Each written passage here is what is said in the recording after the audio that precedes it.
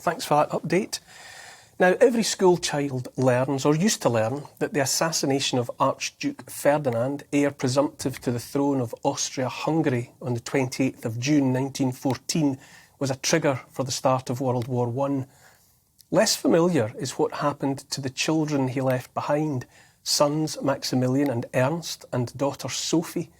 Their mother, also Sophie, was assassinated alongside her husband, and the youngsters were put into the care of family members.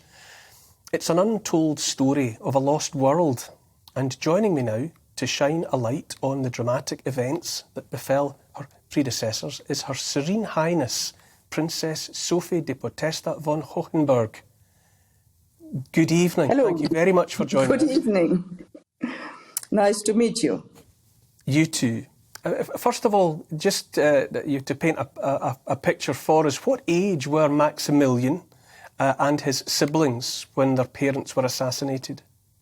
My Aunt Sophie, great Aunt Sophie, was 13. Großpapi Max was 12. No.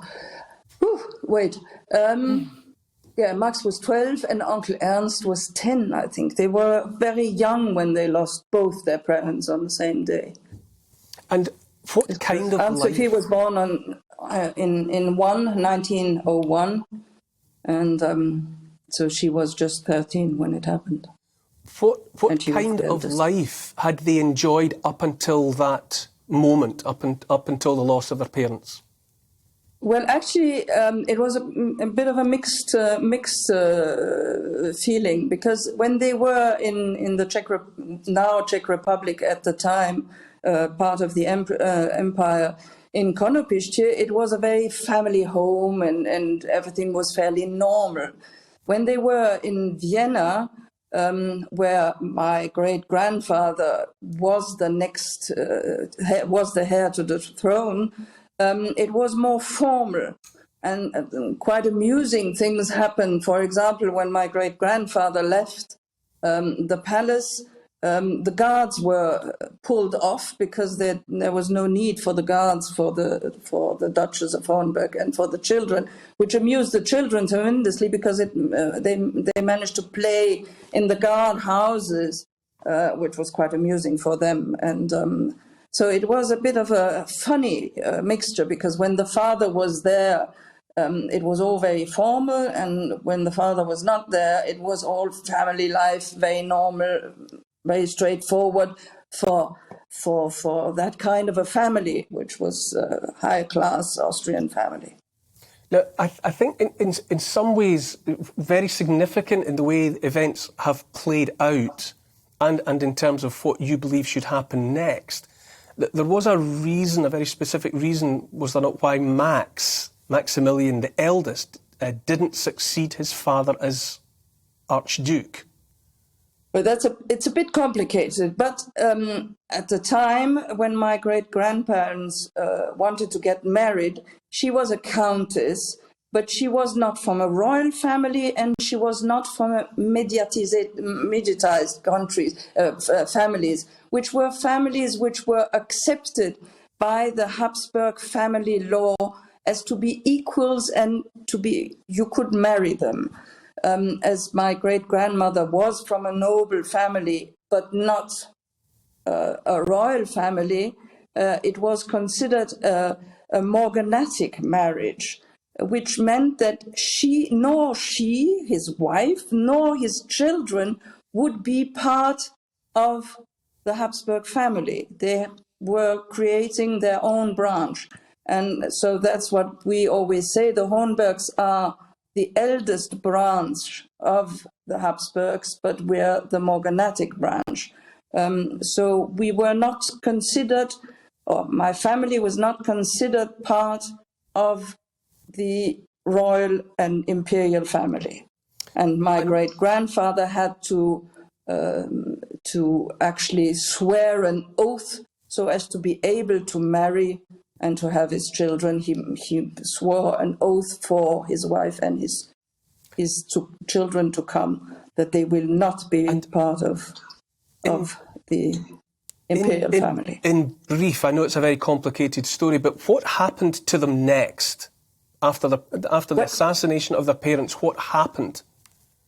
Well, when the parents were killed in Sarajevo, the children, after the funeral, went back to Konopiště, which now lies in the Czech Republic, about 30 kilometers from Prague, where they lived. And one of the sisters of my great-grandmother took care of them.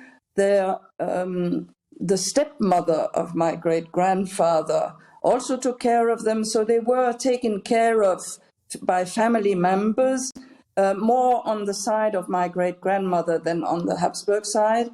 And normally their life should have continued happily ever after, where they had two properties in the Czech Republic, Konopiště and Chlumec, and they had also some properties in Austria. In 1919, the First World War is not quite finished yet, but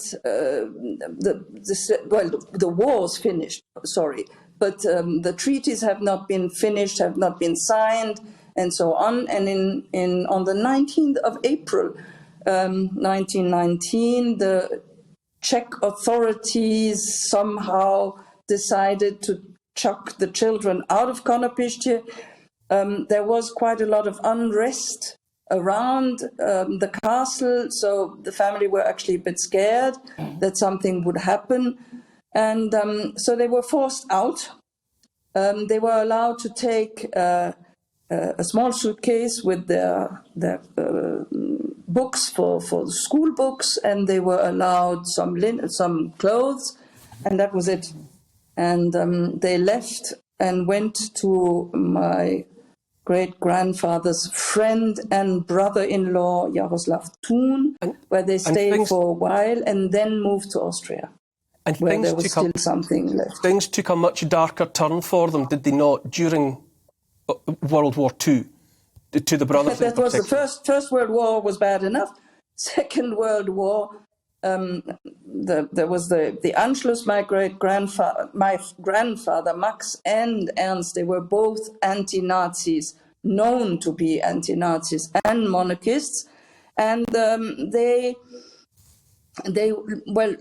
Hitler had merely gone into Austria, that they both were sent off to Dachau, where they stayed, the concentration camp. Thank goodness, not for the whole war, but long enough to have a very difficult time, especially Uncle Ernst, the younger one, brother. Are you not trying to right what you regard as an old wrong in relation to the castle from which the children were evicted?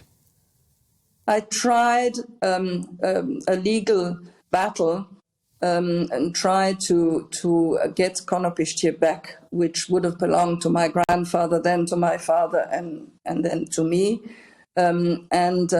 We fought a legal battle, which we have actually lost. We went all the way to Strasbourg, but Strasbourg tells me you haven't used all the possibilities in the Czech Republic, so I should start again. And here I will be very honest, it's a financial problem. You know how expensive lawyers can be.